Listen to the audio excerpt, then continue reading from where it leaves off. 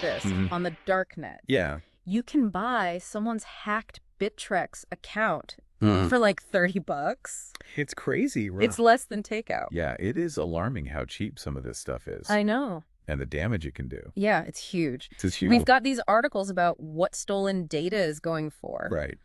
And I was looking at this, like a dark web price list, $250 for a Coinbase account. Wow. Kraken over $1,000. Makes you wonder why some are more valuable. I was just going to say that. Like, Yeah. what makes Kraken so much more? Well, it seems like the criminals figure out that Kraken has higher withdrawal limits. Oh, okay. And maybe not as tight security. So So they can get more bang for their buck. stopping around. They really are. It's like a business for them. I know. It's so She is. organized and like Yeah, it's strategic. yeah. Speaking of which, crypto accounts are way more expensive than last year. Oh, easily doubled in price. Doubled. It's leased. Is that just because crypto's gone up in value?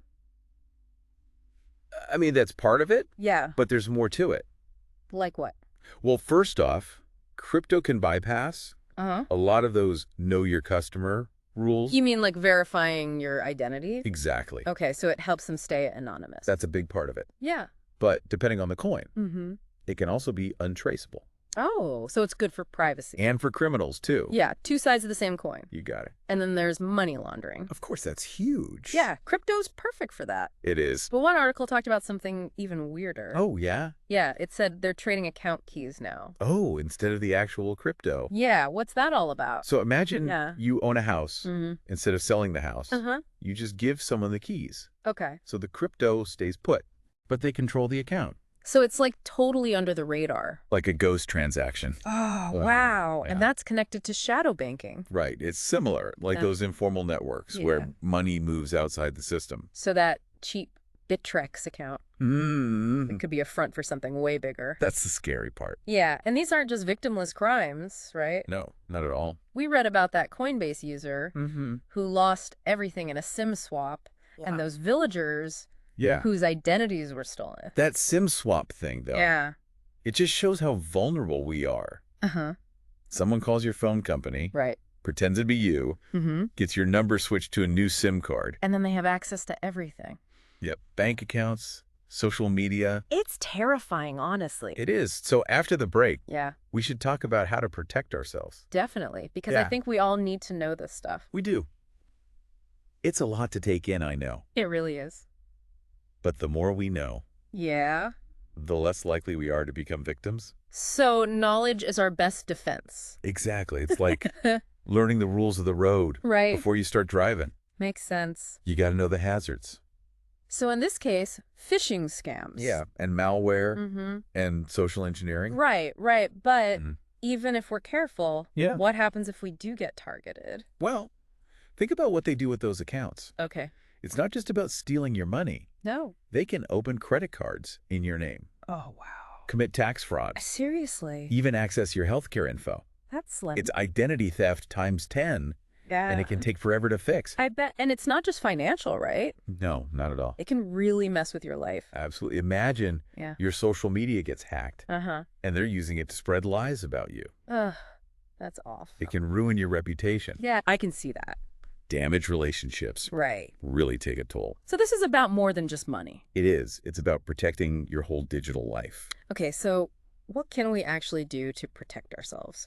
Well, strong passwords are crucial, Yeah, I've heard that before. but I mean really strong. Like, how strong? Long, complex, unique for every account. No more using my dog's name. No, definitely not. Okay, got it. And consider a password manager. Those things that remember them all for you. Exactly. Okay, what else? Two-factor authentication. Oh, yeah, the extra code thing. Right, it adds an extra layer of security. So even if they get my password. It's way harder to get in.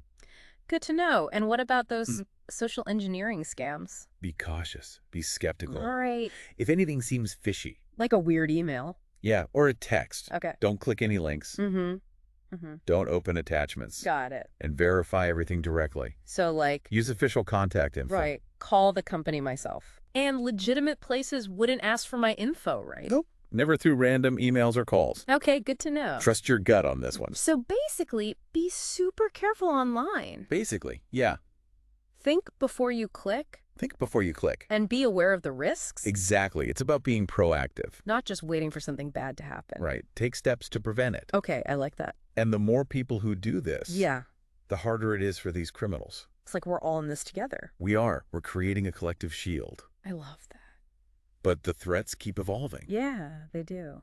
So what else can we do? As a society, you mean? Yeah, what about the companies?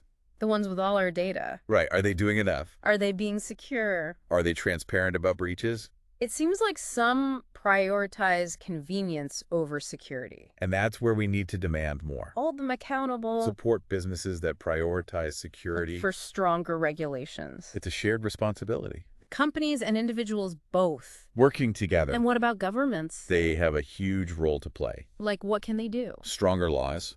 For one, Okay. international cooperation. Yeah, because this stuff crosses borders. It does.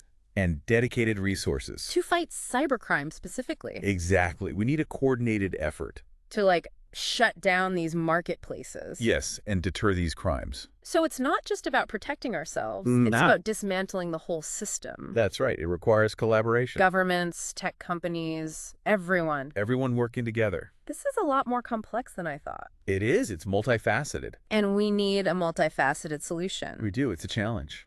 But we can overcome it. We can if we keep learning. We can inform. Share information. And work together. Exactly. So we can stay ahead of the curve. Okay, I'm feeling a little more hopeful now. Good. We've talked about a lot of scary stuff. We have. But there's a lot of good stuff happening too. There is. And we can all be a part of it. Awesome. Well, thanks for all this info. Of course. Happy to help. This has been a really insightful deep dive. Glad you found it helpful. I think everyone needs to hear this. I agree. So, to everyone listening, stay curious, stay vigilant, Yes. and stay safe out there. I don't know about you, but I'm feeling a little overwhelmed. That's a lot. It is. But there's good news, too. Oh, good. Law enforcement's stepping up their game. Really? They're using better technology, Okay. data analytics, working together across borders. That's great to hear. It is. They're getting results. Like what? Taking down big criminal networks. Wow. Seizing their assets. So they're making progress. Definitely. It's a deterrent, too. Yeah, that makes sense. But technology changes so fast. I know. It's tough to stay ahead. Right. So what can we do? Well, there's the security research community. Those are the people who find the vulnerabilities. Exactly. They develop new tools, make our systems stronger. I feel like a constant back and forth. Like a digital arms race. That's a good way to put it. But the good thing is they're really collaborative. They share information. All the time. They're pushing the limits. That's encouraging. It is. So is there anything we can do besides, strong passwords and all that? Well, staying informed is huge. Just keeping up with the news. Yeah, learn about new threats. Okay. Share that knowledge. And friends and family. Exactly. Knowledge is power. Right. The more we know, the better prepared we are. And if something does happen, like a scam or a breach, report it. Report it to who? To the authorities and to the platform where it happened. So, like, if my Facebook got hacked. Yeah, report it to Facebook. Okay, I get it. It helps them track the patterns. And catch the bad guys. Exactly. Every report helps. So we're not totally powerless.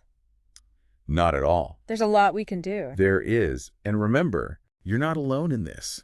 That's good to hear. There are resources out there. Organizations that can help. Communities sharing information. Okay, I like that. Yeah, it's not all doom and gloom. It's not. There's hope, too. There is. We can make a difference. We can. This deep dive has been eye-opening. It's a complex issue. It is, but we can overcome it.